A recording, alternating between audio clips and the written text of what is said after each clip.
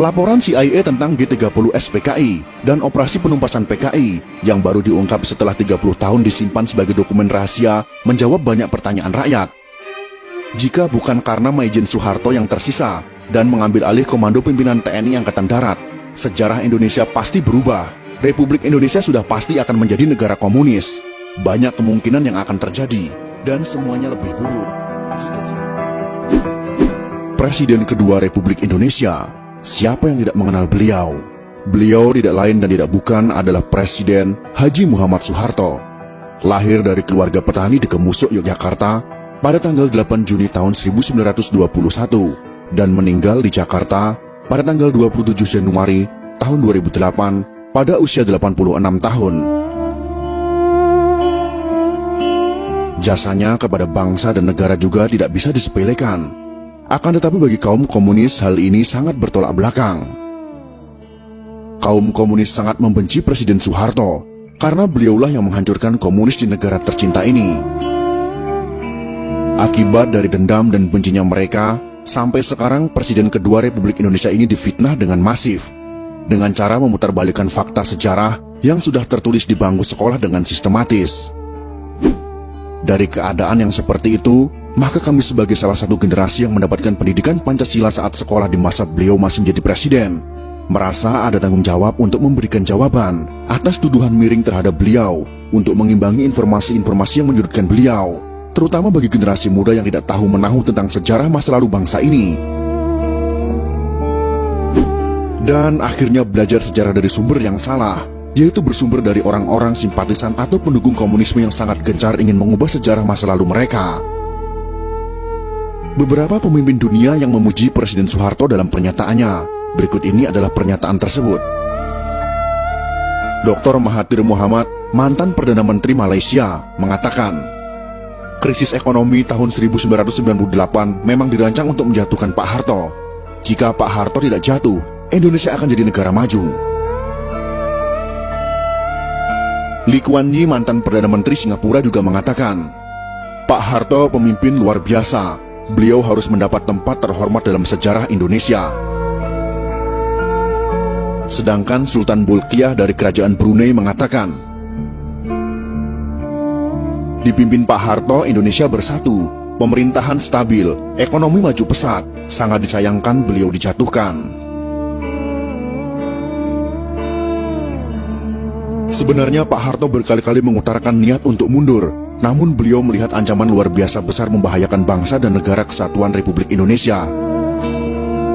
Fitnah KKN terhadap Pak Harto dan keluarga yang kemudian dituangkan dalam TAP MPR untuk memeriksa harta kekayaannya ternyata tidak terbukti.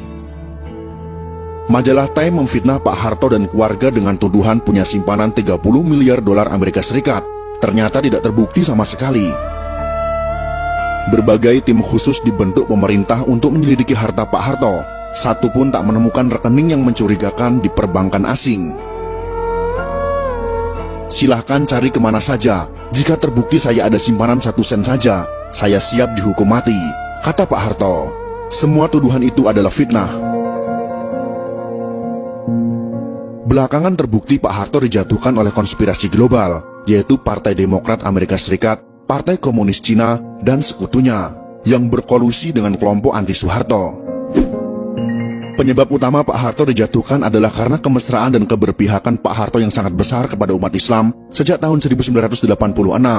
Ternyata ada pihak-pihak tertentu yang marah. Republik Indonesia merdeka pada tahun 1945. Namun kemerdekaan umat Islam Indonesia sejatinya baru terjadi pada tahun 1986 sampai 1987 setelah Pak Harto berpaling ke Islam. Sebagai manusia, Pak Harto sudah pasti tidak sempurna. Ada kelemahan, kesalahan, kekurangan, namun beliau tetap pahlawan. Jasanya luar biasa besar. Terbukti pada beberapa hari setelah Partai Komunis Indonesia melancarkan gerakan 30 September, Partai Komunis Indonesia, membunuh para pimpinan TNI Angkatan Darat, ulama-ulama, dan tokoh-tokoh anti PKI di seluruh Indonesia. Dari dokumen rahasia CIA yang sudah boleh diakses publik ditemukan catatan pejabat CIA tentang pertemuan pertama CIA dengan Pak Harto pada awal Oktober tahun 1965. CIA belum pernah membuka ke publik. Pak Harto juga tidak pernah mengungkap mengenai pertemuannya dengan CIA beberapa hari setelah G30 SPKI di Jakarta. Laporan CIA itu menyebutkan bahwa setelah PKI melakukan Gestapo atau Gerakan September 30, TNI Angkatan Darat dipimpin oleh Maijen Soeharto berhasil menggagalkan PKI untuk kendalikan NKRI. Faktor utama kegagalan Gestapo PKI menurut CIA adalah timing yang tidak tepat. Gestapo dilakukan 5 hari sebelum hari ulang tahun TNI pada tanggal 5 Oktober tahun 1965 adalah kesalahan fatal. Gestapo PKI dilancarkan pada saat seluruh pasukan TNI dan pimpinan TNI sedang berkumpul di Jakarta, mobilisasi pasukan dalam rangka hari ulang tahun TNI. Kesalahan fatal kedua PKI adalah meremehkan sosok Soeharto, yang hanya seorang panglima pasukan cadangan TNI Angkatan Darat. Dulu Kostrad tidak prestisius. Panglima Kostrad yaitu Maijen Soeharto sebagai pimpinan pasukan cadangan pada saat itu memang tidak diperhatikan PKI sebagai pimpinan utama TNI Angkatan Darat. Underestimate terhadap Soeharto juga disebabkan karakternya yang tidak menonjol. Soeharto tidak terseret dalam faksi tertentu di Angkatan Darat.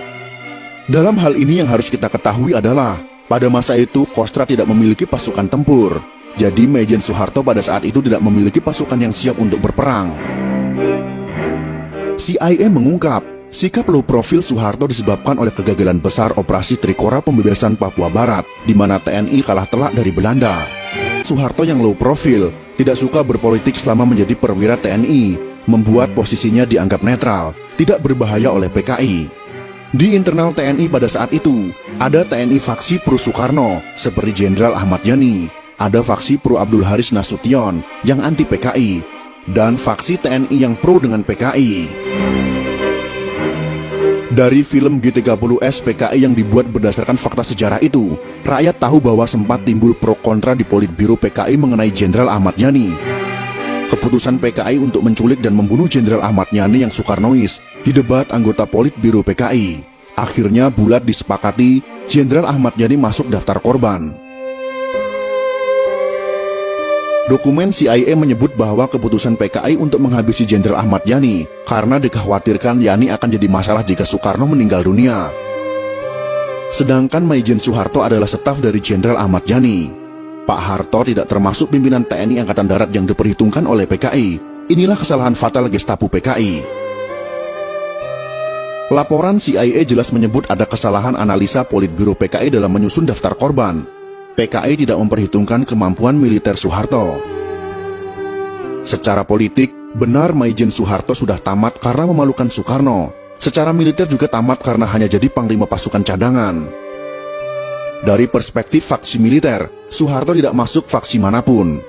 Soeharto hanya dianggap bayang-bayang Jenderal Ahmad Yani. Gestapo pun dilancarkan PKI.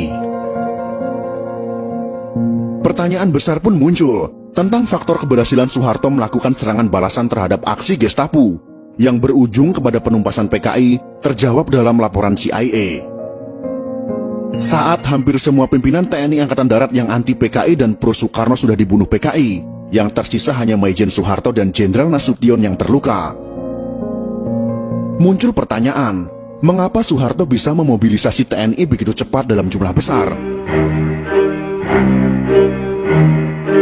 Ada dua alasan untuk menjawab pertanyaan ini. Yang pertama, sebagian besar pasukan TNI ada di Jakarta dalam rangka hari ulang tahun TNI pada tanggal 5 Oktober tahun 1965. Yang kedua, Soeharto adalah mantan Panglima Trikora, satu-satunya jenderal yang berpengalaman dalam memobilisasi pasukan TNI dalam jumlah besar yang luput dari analisa PKI. Soeharto sebagai mantan Panglima Operasi Trikora sangat berpengalaman memimpin, memobilisasi ratusan ribu pasukan dari 3 matra TNI. Sekakmat TNI berhasil membalas aksi PKI. Bagi Soeharto memerangi pemberontakan PKI tahun 1965 sama seperti perang lawan pasukan Belanda.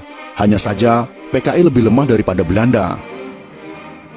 Laporan CIA tentang G30S PKI dan operasi penumpasan PKI yang baru diungkap setelah 30 tahun disimpan sebagai dokumen rahasia menjawab banyak pertanyaan rakyat. Jika bukan karena Maijen Soeharto yang tersisa dan mengambil alih komando pimpinan TNI Angkatan Darat, sejarah Indonesia pasti berubah. Republik Indonesia sudah pasti akan menjadi negara komunis.